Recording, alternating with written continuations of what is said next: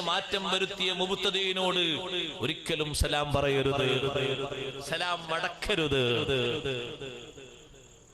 എത്ര ദിവസമാണ് ആ ബഹിഷ്കരണം നീണ്ടു നിന്നത്? അല്ലാഹു അവരെ തൗബ സ്വീകരിക്കുന്നത് വരെ 50 ദിവസം. 50 ദിവസമാണത് നീണ്ടു നിന്നത്, ഒന്നും രണ്ടും ദിവസമല്ല. നബി സല്ലല്ലാഹു അലൈഹി വസല്ലം തങ്ങളോട് പോയിട്ടും സലാം പറയാൻ നോക്കിയിട്ടുണ്ട്, ഫലമുണ്ടായിട്ടില്ല. സ്വന്തം കുടുംബക്കാരോട് കഅബ് റളിയല്ലാഹു അൻഹു മതിലിനോട് ചാരി നിന്ന് ശബ്ദം മാറ്റി സലാം പറഞ്ഞു നോക്കിയിട്ടുണ്ട്, ഫലമുണ്ടായിട്ടില്ല. തങ്ങളെ തീരുമാനല്ലേ സലാം മടക്കരുത്, അതിന് മാറ്റല്ല. സലാം പറയരുത് എന്നുള്ളത്. മദീനയിൽ കച്ചവടം നടത്തുന്ന ഒരു കടയിലെ ഒരു കച്ചവടക്കാരൻ പോലും ഒരു സാധാരണ ഒരു വർത്തമാനം പോലും പറയാത്ത രീതിയിലായിരുന്നു നിലപാട്.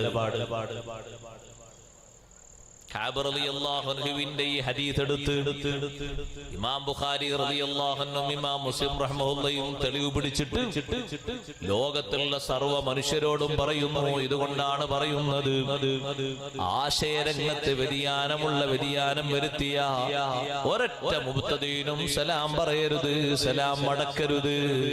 സുബ്ഹാനല്ലാഹ്, അങ്ങനെ പറയുന്നതും മടക്കുന്നതും നമ്മുടെ ഈമാനിന് കുറവ് സംഭവിക്കുന്ന കാര്യമാണ്. മറ്റൊരു ഹദീസ് നിങ്ങൾ കണ്ടില്ലേ, മല്ലഹിക ഇലാ മുബ്തദീൻ, ഒരു മുബ്തദീനോട് ഒരാൾ ചിരിച്ചാൽ നസഅല്ലാഹു മിൻ ഖൽബിഹി നൂറൽ ഈമാൻ, അവന്റെ ഖൽബിൽ നിന്ന് ഈമാനിക ഒളിവ്, ഈമാനിന്റെ പ്രകാശം അല്ലാഹു ഊരിയെടുക്കും. അതേ, അവനോട് ചിരിക്കാൻ പാടില്ല. അതൊരു സ്നേഹത്തിന്റെ ലക്ഷണമല്ലേ, ഒരു ബഹുമാനത്തിന്റെ ലക്ഷണമല്ലേ? അവനോട് ചിരിച്ചു കൊടുത്തുകൂടാ. ഇസ്ലാമികമായിട്ട് മാറ്റം വരുത്തിയ ആളല്ലേ അവൻ. യഥാർത്ഥത്തിൽ സഹോദരങ്ങളെ, അമലുകൾ മാത്രം ഉണ്ടായാൽ പോരാ, ഈമാൻ വേണം.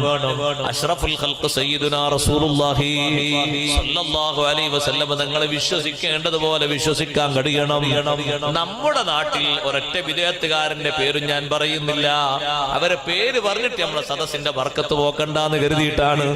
നമ്മുടെ നാട്ടിൽ എത്ര വിദേഹത്തുകാരുണ്ടോ, അവരൊക്കെ ഒരു വിഷയത്തിൽ ഒരേ രൂപത്തിലാണ്. നബി സല്ലല്ലാഹു അലൈഹി വസല്ലം തങ്ങളെ സാധാരണ രൂപത്തിൽ കാണുന്നതിൽ എല്ലാ ബിദ്അത്തുകാരും തുല്യരാണ്. അതിലില്ലാത്ത ആരുമില്ല, എല്ലാവരും ഉണ്ട്. സ്വഹാബത്ത് ബഹുമാനിക്കുമ്പോൾ അവർക്ക് ബഹുമാനിക്കാൻ കഴിയോ? സ്വഹാബത്ത്